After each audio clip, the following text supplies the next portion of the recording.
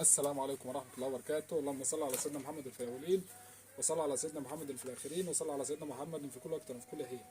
أهلا ومرحبا بكم متابعي قناة رود المرشد في كل مكان. تحية طيبة لكل اللي بيتابعنا من داخل مصر وخارج مصر. أنا آسف طبعا على التأخير، بقالي فترة طبعا يعتبر ما بنزلش فيديوهات ليا، وبس هو شوية مشاكل كده وشوية دربك كده معايا، بس الحمد لله يعني كله بيعدي الحمد لله. النهاردة جبت شوكولاتة علف كده، والعلف ده للبن وبتاع ده حلاب اصلا اهوت.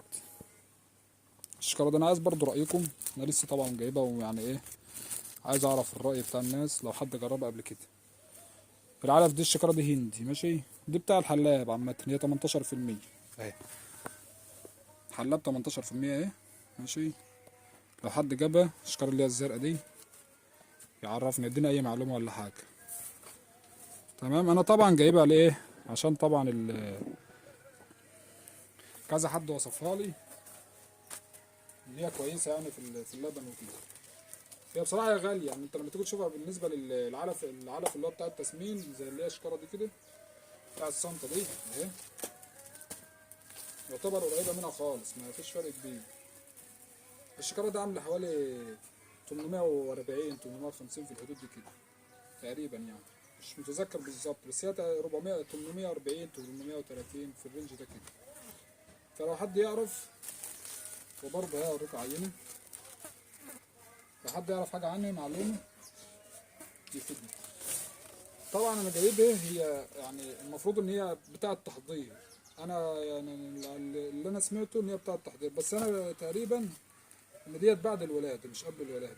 انا عايز برضو الناس تفيدني، عشان انا ايه، ما جربتهاش قبل كده، الناس تدينا معلومات لو حد عنده اي معلومه. ولو انت برضو عندك معلومه تانية عن الحاجات اللي هي بتاعه التحضير ماشي، او بعد الولاده، برضو ادينا في التعليقات كده ايه رايك والحاجات اللي انت جربتها. بس يا ريت اللي يقول حاجه يبقى عن تجربه ماشي، انا عايز حاجه عن تجربه، مش اللي هي بتسمع وخلاص. يعني انا اسمع علف تحضير ولاد، طب ايه تحضير الولاد؟ انا ما اعرفش، يقول لك 21 ومش عارف 18 بس انا ما اعرفش، كمان انا ما جربتش قبل كده فما اعرفش.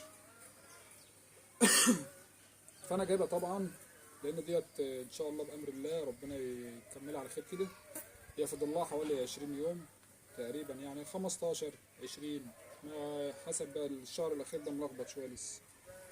تمام، فانا قلت ايه اجيبها لها دلوقتي تحضر الدنيا، وهو بصراحه كويس، نتيجته كويسه بقى، انا مش وحش اهوت. وده دي الخامات، ما اعرفش بقى بصراحه يعني، مش انا مش فاهم في الحاجات دي قوي قد كده يعني.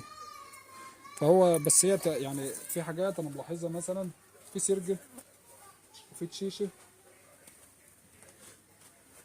في سرجه حاطين سرجه وحاطين شيشه وطبعا بقى في حاجات تانية، بس انا بقى طبعا مش عارفها، في مواد تانية بس انا مش عارفها.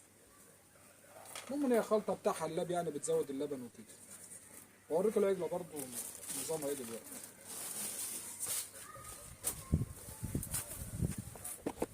اهي.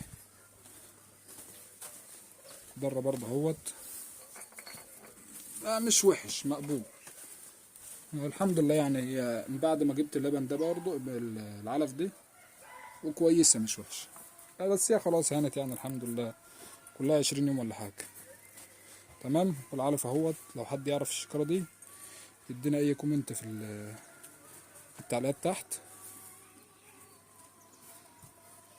تمام، العجله طبعا بقى اللي الصغيره ده مكانها، بس انا ايه مسيبها دلوقتي.